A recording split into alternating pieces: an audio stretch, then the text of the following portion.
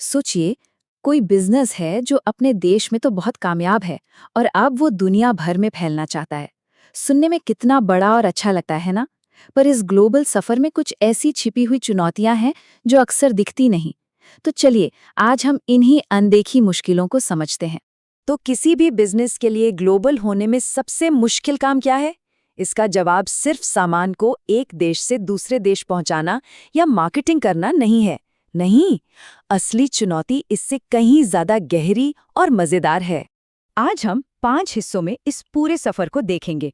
पहले समझेंगे कि एक सही मायनों में ग्लोबल बिजनेस होता क्या है। फिर हम डॉलर यानी नंबरों की भाषा को डिकोड करेंगे और फिर इंसानों की भाषा को समझेंगे।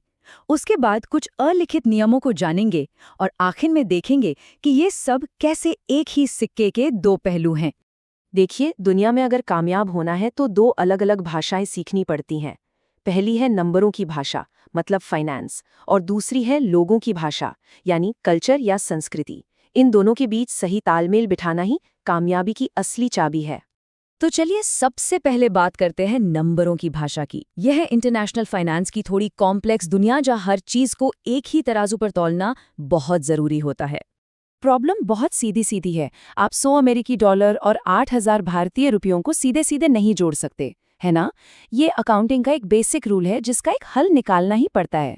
और हाँ, इसी मुश्किल का हल है करेंसी ट्रांसलेशन। ये एक अकाउंटिंग प्रोसेस है जिसमें किसी विदेशी सब्सिडियरी के फाइनेंशियल स्टेटमेंट्स को वहां की लोकल करेंसी से पेरेंट कंपनी की करेंसी में बदला जाता है। अब सवाल उठता है, ये करना इतना जरूरी क्यों है? अरे इसी से तो कंपनी की पूरी दुनिया में जो फाइनेंशियल हालत है उसका सही सही पता चलता है। इससे इन्वेस्टर्स को, क्रेडिटर्स को और सरकार को, सबको पूरे ग्रुप की सेहत की एक साफ और एक जैसी तस्वीर मिलती है। अब इस ट्रांसलेशन के दो मेन तरीके हैं। पहला, करंट रेट मेथड, जो सबसे आम है।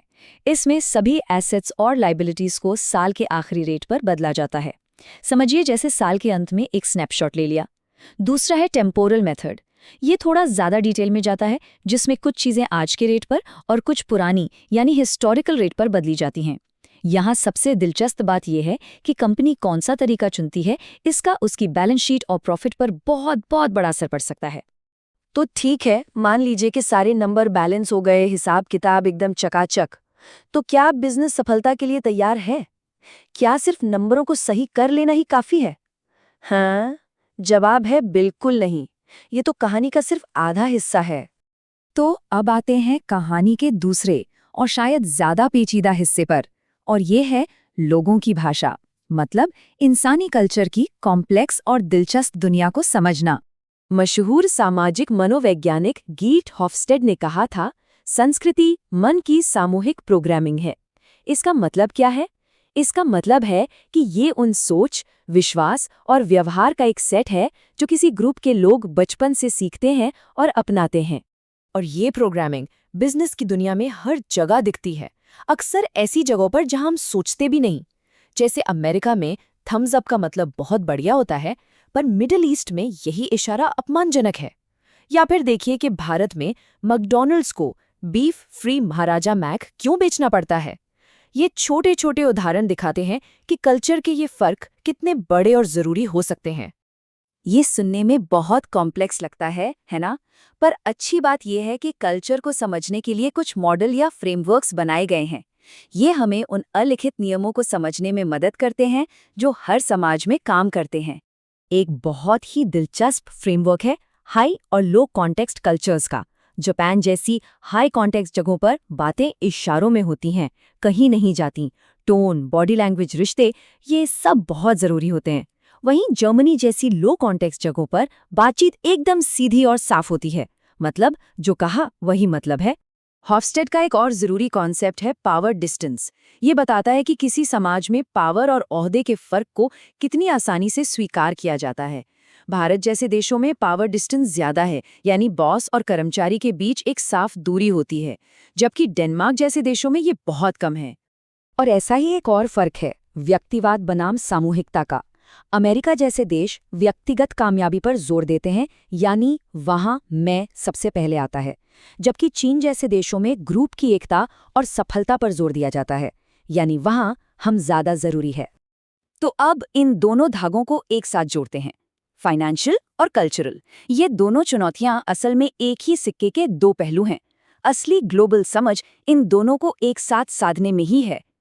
तो फिर ग्लोबल कामयाबी का रास्ता क्या है? पहला, नंबरों को सही ढंग से डिकोड करें ताकि फाइनेंशियल पिक्चर साफ हो। दूसरा, वहां के लोगों को, उनके कल्चर को, उनकी बातचीत के तरीके को समझें। तीसरा, अपने प्रोडक्ट्स, मार्केटिंग और मैनेजमेंट को वहां के हिसाब से ढालें। और सबसे जरूरी, सम्मान को अपनी कंपनी के कल्चर का हिस्सा बनाएं। आखिर में बस इतना ही कि सही मायनों में ग्लोबल बनने के लिए फाइनेंस के टेक्निकल सिस्टम और कल्चर के इंसानी सिस्टम, इन दोनों को गहराई से समझना बेहद जरूरी है। एक के बिना दूसरा अधूरा है और कामयाबी नामुमकिन।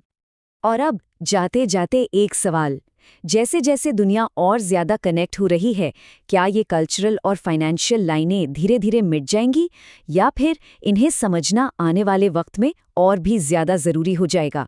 इस पर सोचेगा जरूर।